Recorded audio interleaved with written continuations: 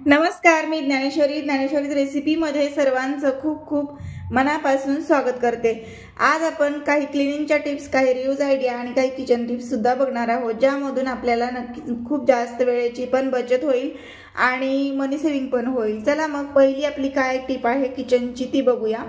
किचनमध्ये आपण जेव्हा मसूर डाळ भिजत घालतो किंवा कुठलंही कडधान्य भिजत घालतो आणि त्या भिजत घालताना कडधान्यामध्ये हळद आणि मीठ घातलं तर आपल्याला काय होतं की भाजी बनवताना त्यामध्ये एक वेगळीच टेस्ट ॲड होते। त्यामुळे हळद आणि मीठ यामध्ये नक्की ॲड करायचे। ज्यावेळी आपण कडधान्य धुवून घेतो कोणतंही आणि ते एक दोन वेळेस स्वच्छ पाण्याने धुतल्यानंतर त्यामध्ये पाणी ॲड करायचं अगदी चांगलं स्वच्छ असं, आणि नंतरच आपल्याला यामध्ये मीठ आणि हळद टाकायची।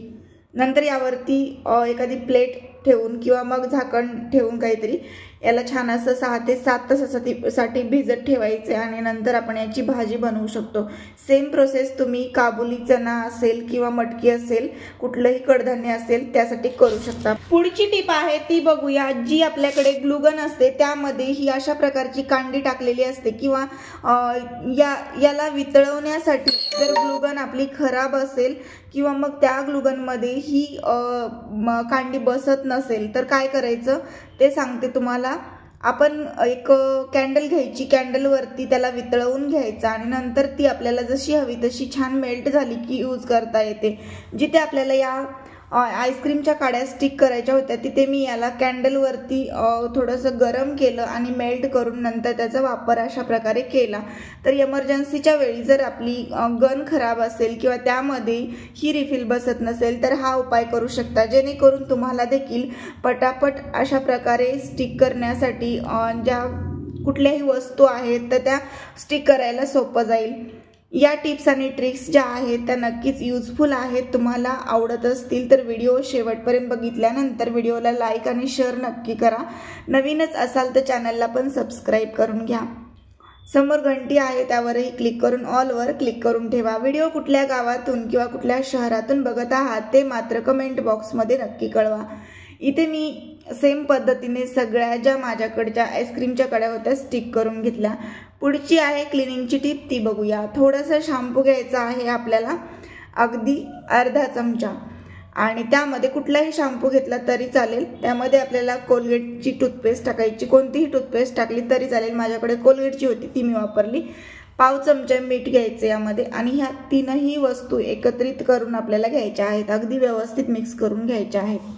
तयार झालेलं हे जे मिश्रण आहे किंवा ही पेस्ट आहे यामध्ये आपल्याला टाकायचे आहे चांदीच्या वस्तू। आपल्या कोणत्याही जर अंगठी असेल किंवा पैंजण असतील ते स्वच्छ करण्यासाठी किंवा क्लीन करण्यासाठी सोपा असा हा उपाय आहे। घरच्या घरी क्लिनिंगसाठी या टिप्स आणि ट्रिक्स वापरून आपण आपल्या घरातल्या कुठल्याही वस्तू ज्या आहेत ज्या काळपट झालेल्या आहेत चांदीच्या त्या स्वच्छ करायला तुम्ही या सोप्या ट्रिकचा वापर करू शकता। यामध्ये थोडंसं पाणी ॲड करून आपल्याला हे मिश्रण असं पातळसर बनवून घ्यायचे, म्हणजे अगदी लिक्विड फॉर्ममध्ये, आणि यामध्ये डीप करून आपल्याला हे जरा वेळ असंच ठेवायचं आहे साधारण 5 मिनिटासाठी। त्यानंतर आपल्याला हे बाहेर काढायचे आणि नंतर ब्रशने त्याला छान असं क्लिनिंग करून घ्यायची आहे त्याची, आणि त्यावरती नंतर जी चमक येणार आहे ती अप्रतिम असणार आहे। त्यामुळे तुम्ही एकदा बघू शकता, मी जास्त वेळ याला ठेवलेलं नाही आहे, 5 मिनिट सुद्धा, आणि नंतर बाहेर काढलेलं आहे लगेचच। कोलगेटमुळे याची क्लिनिंग खूप जबरदस्त आणि फटाफट होते आणि शॅम्पूसुद्धा क्लिनिंगसाठी यूजफुल आहे। त्यामुळे यामध्ये ॲड केलेल्या सगळ्या वस्तू क्लिनिंगसाठी यूजफुल आहेत आणि मीठ देखील आहे। तर या तीनही वस्तू एकत्रित आल्यामुळे याची रिॲक्शन छान होते आणि नंतर यामध्ये जी धूळ आहे डिझाईनमध्ये बसलेली काळपटपणा आहे तो देखील पूर्ण रिमूव्ह होण्यास मदत होते। पाण्यामध्ये टाकून याला स्वच्छ असं करून घ्यायचं आहे। 1-2 वेळेस स्वच्छ धुवून घेतल्यानंतर रिझल्ट तुम्हाला समोर दिसेल। जास्त काळपट दिसत असतील पैंजण किंवा कुठलीही वस्तू तर तुम्ही थोडासा ब्रशचा वापर नक्कीच करू शकता। बघू शकता फायनली यावरती भरपूर छान अशी चमक आलेली आहे। पुढची आहे टिप ती पण बघूया। आपल्याकडे आहे तिथे आईस्क्रीमच्या काड्या आणि आपल्याला या कट करायच्या आहेत। यासाठी आपण सीझर वापरायची आहे। सीझर वापरायची आहे पण ती खूप जास्त केअरफुली वापरावी लागते। कधी कधी आपल्याला हवी तिथून काडी अशी तुटली जात नाही, मग काय करायचं, बऱ्याच वेळा ती तुटते सुद्धा पण या काड्या लवकर नीट तुटत नाहीत आणि ही प्रोसेस आपल्याला कधी करावी लागते तर आपल्याकडे जेव्हा मुलांचे प्रोजेक्ट वगैरे आपण बनवत असतो तेव्हा काहीतरी आईस्क्रीमच्या काड्यांचं नक्कीच बनवायला आपण घेतलेलं असतं। तर मुलांना हा प्रॉब्लेम येतो। मग त्यावेळी आपल्याला या काड्या कट कशा करायच्या माहीत असल्या पाहिजे। कात्रीने कट करायला गेलात तर नक्कीच ती थोडीशी दुसरीकडूनच कट होईल किंवा तुटणार नाही व्यवस्थित जागेवरून। मग काय करायचं, कात्रीने अगोदर ती समोरून थोडीशी कट करून घ्यायची। जर जमत असेल तर, नसेल तर तुम्ही आणखीन एक ट्रिक वापरू शकता, ती म्हणजे अशा प्रकारे नेल कटर आपल्याकडे आहेच, तर नेल कटर घरातलं उचलायचं आहे आणि त्याने अशा प्रकारे अगदी व्यवस्थित याला जिथून पाहिजे तिथून छान याची कटिंग करून घ्यायची आहे। तर हे कट केलेलं आहे ते तुम्ही बघू शकता, थोडंसुद्धा इकडे तिकडे जात नाही आणि व्यवस्थित नेल कटरने कट पण होतं आणि फटाफट कात्रीपेक्षा एकदम पटकन याने कट होते। व्हिडिओ तुम्हाला आवडला तर नक्कीच व्हिडिओ व्हॉट्सअप आणि फेसबुकला पण शेअर करा। आणि इथे बघू शकता मी घेतलेली आहे जुनी एक छोटीशी बनियन, तर याचा वापर काहीही नव्हता त्यामुळे आपण याचा रियूज करतोय। हे जे होजरीचं फॅब्रिक आहे तर हे फॅब्रिक आपल्याला क्लिनिंगसाठी खूप जास्त कामी येणार आहे। गॅस पुसण्यासाठी असेल किंवा मग खिडक्या पुसण्यासाठी असेल, टेबल असेल किंवा घरातल्या फ्रीज आणि डोअर सारख्या भरपूर वस्तू असतात। डब्यांची सुद्धा क्लिनिंग वरच्यावर दररोज करावी लागते, ज्यावरती धूळ नक्कीच बसली जाते। ओपन किचन असेल तर खूपच जास्त क्लिनिंगचं काम तुमचंही वाढलेलं तुम्हाला दिसत असेल। या पद्धतीने आता उन्हाळ्यामध्ये खूप जास्त क्लिनिंगचं काम महिलांचं वाढलेलं असतं। घरामध्ये जिकडे तिकडे धूळ असते, तर या सगळ्या होजरीच्या वस्तू आहेत किंवा जे फॅब्रिक आहेत तुमच्याकडे, ते तुम्ही असे एकत्र करून स्क्वेअर पीसमध्ये कट करून ठेवू शकता, जेणेकरून कपड्यांचा रियूज होतो आणि ते फेकण्या अगोदर त्याचा वापर झाला तर नक्कीच युजफुल आहे। कारण की ज्यावेळी आपण क्लिनिंगसाठी फॅब्रिक विकत घेतो तेव्हा त्याला देखील पैसे खर्च करावे लागतात, तर ते तसे विकत घेऊन मग नंतर त्याचा वापर करून पुन्हा एकदा ते फेकूनच द्यायचं असतं। त्यामुळे घरातल्याच वस्तू ज्या आहेत, घरातलेच फॅब्रिक आहे, त्याचा रियूज झाला तर नक्कीच ते आपल्याला फेकून देण्या अगोदर त्याचा वापर इथे होतो आणि मनी सेविंग पण होतं। तर बघू शकता इथे मी होजरीचं जे बनियन होतं ते कट केलेलं आहे स्क्वेअर पीसमध्ये, 2 पीस याचे कट करून साईडला ठेवलेत। याचा वापर आपण क्लिनिंगसाठी कसा करू शकतो ते सांगते। अगदी थोडंसं आपल्याला हँडवॉश घ्यायचं आहे, माझ्याकडून इथे थोडंसं जास्तच पडलं आहे, पण अगदी थोडंसं घेतलं, अर्धा चमचा तरी चालेल। आणि त्यानंतर याची घडी तर मी ऑलरेडी केलेली आहे, याला थोडं फोल्ड करून घ्यायचं आणि दुसऱ्या भागावरती आपल्याला टाकायचं आहे व्हिनेगर। आणि हे सगळं मिश्रण याचं तयार झाल्यानंतर आपल्याला या रुमालाची जी घडी आहे किंवा ह्या फॅब्रिकची घडी आहे ती अशीच उचलून घ्यायची आणि प्लास्टिकच्या ज्या बरण्या असतात ज्या चिकट आणि तेलकट होतात, नकळत आपल्याला ते दिसतही नाही पण खूप जास्त चिकट आणि तेलकट, निरीक्षण करून बघितलं तर लगेच दिसतात, ही चिकट आणि तेलकट लेअर काढण्यासाठी आपल्याला याचा वापर करता येतो। तर इथे बघू शकता मी या फॅब्रिकचा वापर करून छान अशी ही बरणी क्लीन करून घेतलेली आहे आणि यावरती जी चमक दिसते ती तुम्ही बघू शकता। क्लिनिंग एजंट दोन्ही आहेत, कारण की व्हिनेगरमध्ये पण व्हिनेगरचा वापर करून क्लिनिंग आपण खूप छान करू शकतो, सोबतच हँडवॉश पण आहे। त्यामुळे त्या फॅब्रिकचा वापर करून मी ही बरणी पुसली। या पद्धतीने भरपूर बरण्या तुम्ही या एकाच फॅब्रिकने पुसू शकता। आणि नंतर आपण दुसऱ्या फॅब्रिकचा वापर केलेला आहे, ज्यामध्ये मी पाणी टाकले ऑनली आणि पाण्याने याला पुन्हा एकदा क्लीन केलेलं आहे। आता याला कोरडं करण्यासाठी अगदी उन्हामध्ये वाळवून घेऊ शकता किंवा मग अजून कोरड्या कपड्यांनी छान असं याला पुन्हा एकदा पुसून घेऊ शकता।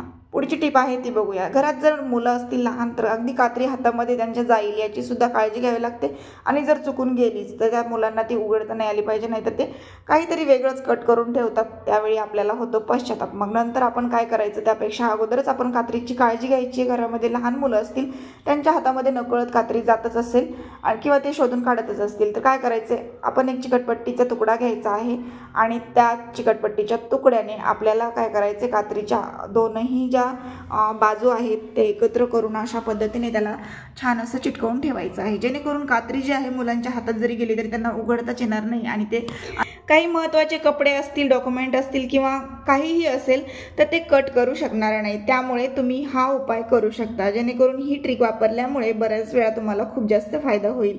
पुढची टिप आहे ती बघूया। आपण काय करायचं आहे की आपण क्लिनिंगसाठी एक छोटीशी पेस्ट अगदी कमी क्वांटिटीमध्ये बनवायची आहे। जर तुम्हाला एकच तांब्या अशा प्रकारचा क्लीन करायचा असेल तर मी सांगितलेल्या क्वांटिटीमध्ये बनवली तरी ही पेस्ट खूप छान तयार पण होईल। आणि यामध्ये एक पितांबरी न वापरता घरच्या साहित्यामध्ये काही किचनमधल्या वस्तू वापरून आपण ही बनवलेली पेस्ट आहे, या पेस्टचा वापर करून पूर्ण तांब्या स्वच्छ करू शकता। डेमो तुमच्या समोर मी तुम्हाला दाखवला, फायनली पूर्ण तांब्यासुद्धा मी तुम्हाला दाखवते। ही पेस्ट यावरती अप्लाय केल्यानंतर काही मिनिटामध्ये, अगदी 3-4 मिनिटामध्ये तुम्हाला रिझल्ट दिसून येईल।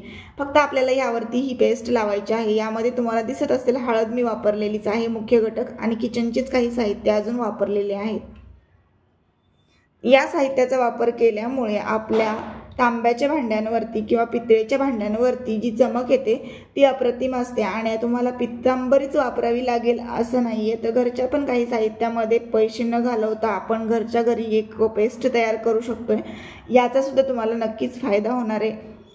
सोबतच या पितळेच्या आणि तांब्याच्या वस्तू सगळ्यांकडे खूप जास्त असतातच आणि कधीतरी आपल्याला त्या पटकन स्वच्छ करायच्या असतात, त्यावेळी पितांबरी नसेल तर आपल्याला या पेस्टचा वापर करता येईल। टाइम सेविंगचं सुद्धा काम आहे आणि मनी सेविंगचं सुद्धा आहे। क्लिनिंगची ही एक छान अशी टिप आहे, सोबतच किचन टिप यामध्ये नक्कीच आहे। तर तुम्हाला या सगळ्या टिप्स माझ्या आवडल्या असतील तर व्हिडिओला लाईक शेअर सबस्क्राईब करा आणि चॅनलला सबस्क्राईब केलं की समोर घंटी आहे त्यावर क्लिक करून ऑलवर क्लिक करून ठेवा। तुम्ही माझे सगळे व्हिडिओ नक्कीच बघत असता, पण आता मध्यंतरी थोडं मध्येच गॅप होतोय, त्यामुळे जे कोणी व्हिडिओ बघत नसतील ते नक्कीच तुमच्यापर्यंत व्हिडिओ पोहोचला असेल तर नक्की बघा व्हिडिओ, जास्तीत जास्त शेअर करत चला। पुन्हा भेटू आपण अशाच एका छानशा व्हिडिओ सोबत। बघू शकता ही मी जी पेस्ट बनवलेली आहे ती एकदा तुम्हाला दाखवते आणि आपला व्हिडिओ जो आहे तो संपवते।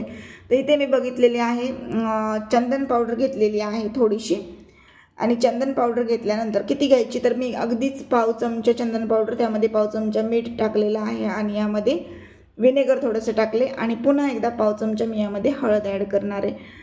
तर फायनली आपली पेस्ट इथे तयार होते। तर ह्या पद्धतीने विनेगर किती टाकलेलं आहे तर बघू शकता, मी जास्त विनेगर नाही टाकलेलं, तर 2 चमचे विनेगर आहे।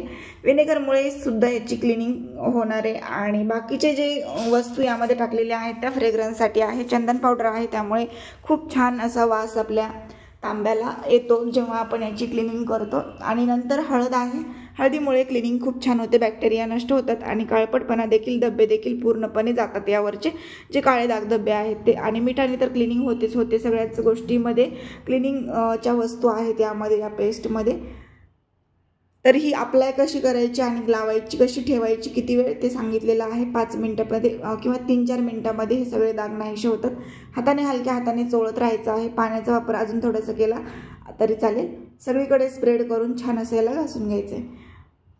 आजचा व्हिडिओ तुम्ही सगळ्यांनी शेवटपर्यंत बघितला त्याबद्दल पुन्हा एकदा सगळ्यांचे मनापासून धन्यवाद। पुन्हा भेटू आपण अशाच एका छानशा व्हिडिओ सोबत।